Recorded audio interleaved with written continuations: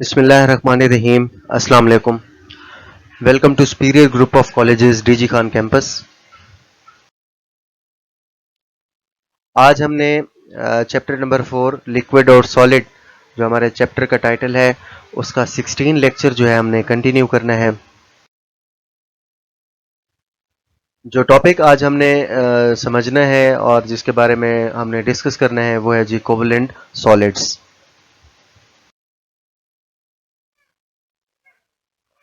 Covalent solids जो हैं इनका दूसरा नाम एटॉमिक सॉलिड है क्योंकि ये न्यूट्रल एटम्स के मिलने की वजह से बनते हैं, तो यही वजह इन्हें एटॉमिक सॉलिड्स कहा जाता है।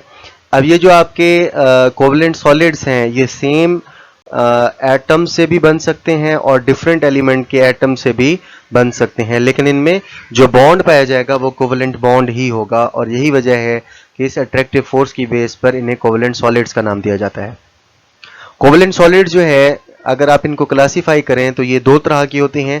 पहले नंबर पर जाइंट मॉलिक्यूलर सॉलिड्स हैं और दूसरे जो हैं वो आपके लेयर्ड कोवलेंट सॉलिड्स होते हैं।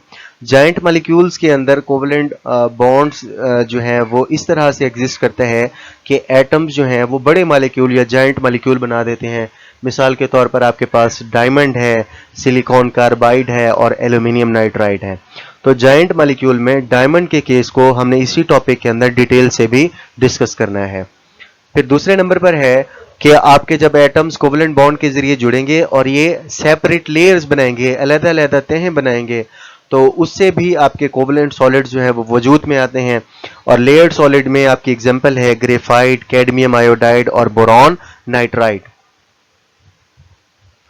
प्रॉपर्टीज ऑफ कोवलेंट क्रिस्टल्स की अगर बात की जाए तो सबसे पहले नंबर पर जो आपके कोवलेंट क्रिस्टल्स होते हैं ये 3 डायमेंशनल क्रिस्टल्स हैं और ये नेटवर्क ऑफ एटम्स जो हैं वो बनाते हैं। इसमें जो एटम की जो वैलेंसीज होती हैं वो डेफिनेट डायरेक्शंस के अंदर जो है वो डायरेक्टेड होती हैं और इनमें डेफिनेट डायरेक्शन होने की वजह से क्लोज पैकिंग नहीं होती, इनमें थोड़ी सी लूजर पैकिंग हो जाती है। किसके मुकाबले में? आयोनिक और मेटेलिक सॉलिड्स या क्रिस्टल्स के मुकाबले में। तो कोवलेंट क्रिस्टल जो है इनकी ओपन स्ट्रक्चर होती है।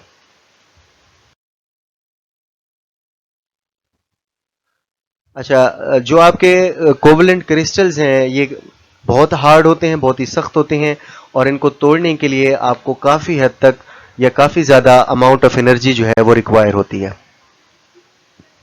इनके मेल्टिंग और बॉइलिंग पॉइंट्स जो हैं वो काफ़ी हाई होते हैं क्योंकि इसमें 3 डायमेंशनल नेटवर्क ऑफ एटम्स जो है वो मौजूद होता है और इनकी जो वोलेटिलिटी होती है वो कम होती है, यानी ये जो वेपर्स हैं वो कम तादाद में बना पाते हैं। अब इसमें फ्री चार्ज कैरियर्स यानी फ्री इलेक्ट्रॉन्स या आयंस के ना होने की वजह से ये इलेक्ट्रिसिटी के बैड कंडक्टर्स हैं, यानी इनमें से करंट जो है वो आसानी से नहीं गुजर सकता। लेकिन अगर आप ग्रेफाइट की बात करें तो ग्रेफाइट में लेयर्ड स्ट्रक्चर है, यानी लेयर्स की फॉर्म में एटम्स जो हैं वो एग्जिस्ट करते हैं और इन लेयर्ड स्ट्रक्चर में आपके फ्री चार्ज कैरियर्स जो हैं वो मौजूद होते हैं, जिन्हें हम ये कहते हैं कि इनके जो इलेक्ट्रॉन्स हैं वो डीलोकलाइज्ड हैं, यानी वो एक जगह पर फिक्स नहीं रहते, वो कंटिन्यूअसली मूव करते रहते हैं।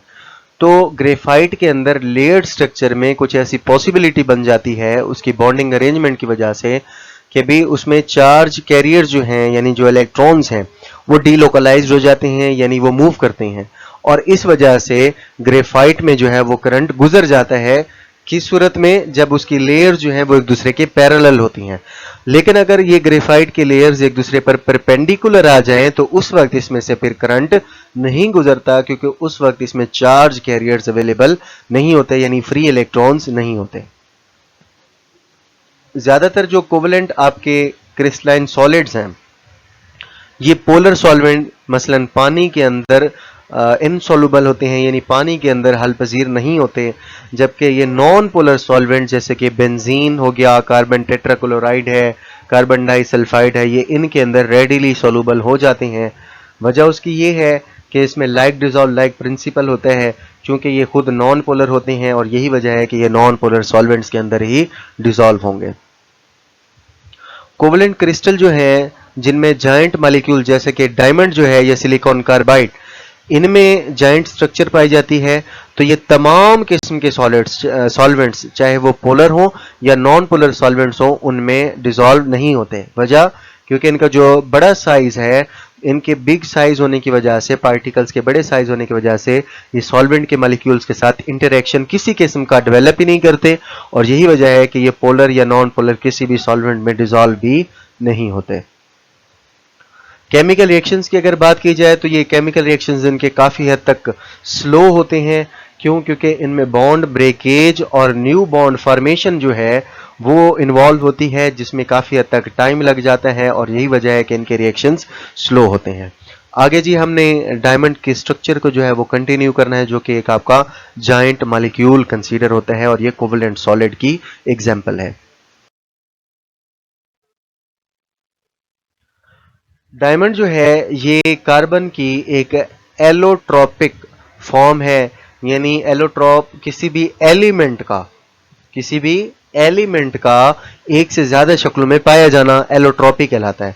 तो ये उसकी एलोट्रोपिक मॉडिफिकेशन है कार्बन की, और इसमें जो है नंबर ऑफ इलेक्ट्रॉन्स जो है in the outermost shell जो है कार्बन के अंदर वो 4 होते हैं, और वो 4 या चारों के चारों जो आपके इलेक्ट्रॉन्स हैं वो बॉन्डिंग पर्पस में इन्वॉल्व होते हैं।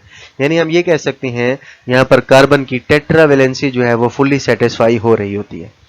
अगर हम कार्बन की कन्फिग्रेशन की बात करें तो कार्बन की जो कन्फिग्रेशन होती है ग्राउंड स्टेट के अंदर, क्योंकि इसका 6 एटॉमिक नंबर है तो 1s2 2s2 2px1 2py1 और 2pz ये एम्प्टी है।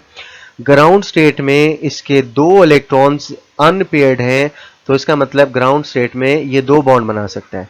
लेकिन अगर आप इसको एक्साइटेड स्टेट में लेकर जाएं तो यहां से एक इलेक्ट्रॉन आपका प्रमोट होकर चला जाता है 2pz के अंदर। अब यहां पर आपके 2s से लेकर 2pz तक 4 अनपेयर्ड इलेक्ट्रॉन्स हैं, तो 4 अनपेयर्ड इलेक्ट्रॉन्स 4 बॉन्ड बनाएंगे, तो इस तरह से इसमें sp3 हाइब्रिडाइजेशन जो है वो बन जाएगी। sp3 हाइब्रिडाइजेशन क्या है? देखें, हाइब्रिडाइजेशन में असल में आपके किसी भी एटम के जो ऑर्बिटल्स होते हैं s p d और f वगैरह, तो ये आपस में मिक्सिंग शो करते हैं। जिस मिक्सिंग के जरिए, जिस प्रोसेस के जरिए ये बनते हैं, उस प्रोसेस का नाम होता है जी हाइब्रिडाइजेशन। और इसकी बेसिक जो है वो 3 टाइप्स हैं, sp3 sp2 और sp। इसकी डिटेल जो है वो 4th चैप्टर के अंदर आप पढ़ेंगे कि हाइब्रिडाइजेशन का असल कॉन्सेप्ट क्या है। यहां पर आपको सिर्फ इतना पता हो कि हाइब्रिडाइजेशन में आपके डिफरेंट एटम के ऑर्बिटल्स जो हैं वो आपस में मिक्स होते हैं। मिक्स होने से पहले इनकी शेप और एनर्जी जो है वो मुख्तलिफ होती है। मिक्स होने के बाद इन सब की शेप और एनर्जी क्या हो जाती है? सेम। तो sp3 हाइब्रिडाइजेशन डायमंड की स्ट्रक्चर के अंदर पाई जाती है।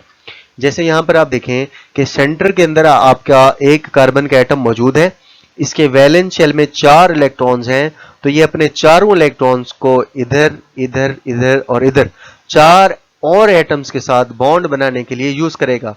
तो ये इस तरह से एक डायमंड का यूनिट सेल बनेगा, और यही जो डायमंड सेल के यूनिट सेल्स हैं वो आपस में रेपिटेशन शो करके 3 डायमेंशनल नेटवर्क के जरिए जाइंट मॉलिक्यूल ऑफ डायमंड जो है वो बना देंगे, और इस तरह से ये आपका यूनिट सेल जो है वो डायमंड का क्रिस्टल लैटिस बना देगा, जो डायमंड की स्ट्रक्चर के अंदर हमें नजर आता है।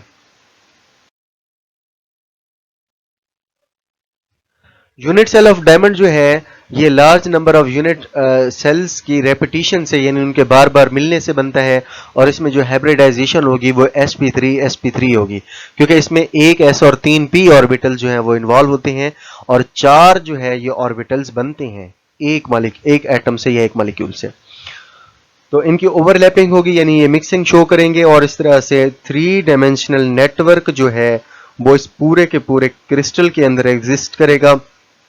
sp3 हाइब्रिडाइजेशन जहां पर भी होती है वहां पर एंगल जो है वो 109.5 डिग्री का, यानी यहां पर जितने भी आपके एंगल्स होंगे वो 109.5 डिग्री के होंगे। और यहां पर एक कार्बन का दूसरे कार्बन तक का जो फासला होगा, जिसे हम बॉन्ड लेंथ कहते हैं, इसकी जो बॉन्ड लेंथ होगी वो 154 पिकोमीटर होगी। ये जो पिकोमीटर है ये 10⁻⁻12 मीटर के इक्वल होता है।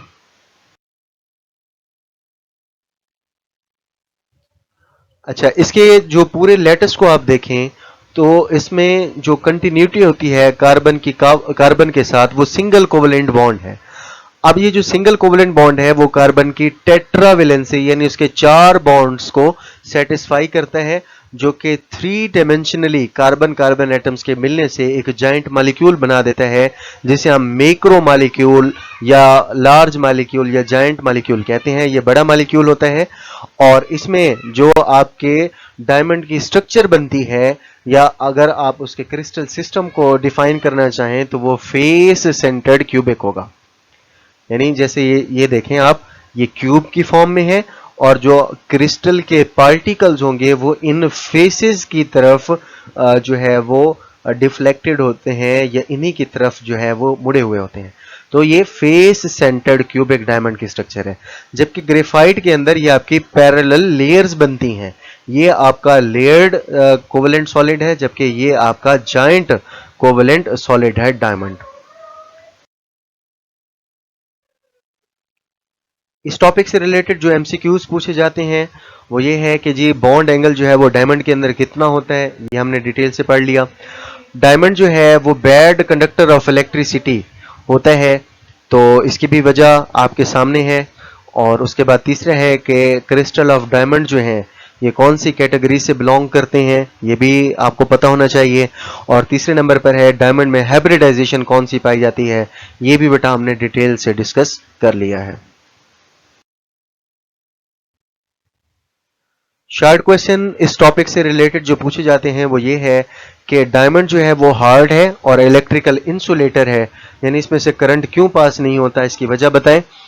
फिर ग्रेफाइट जो है वो इलेक्ट्रिकल कंडक्टर क्यों है, इसकी वजह बताएं।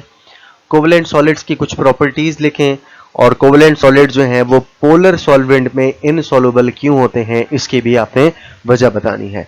तो ये आज के टॉपिक से रिलेटेड कुछ एक्टिविटी थी और आज का टॉपिक उम्मीद है आपको समझ आ गया होगा। फिर भी अगर आपका कोई क्वेश्चन हो तो आप कमेंट सेक्शन के अंदर जो है अपना क्वेश्चन जो है वो ड्रॉप कर सकते हैं।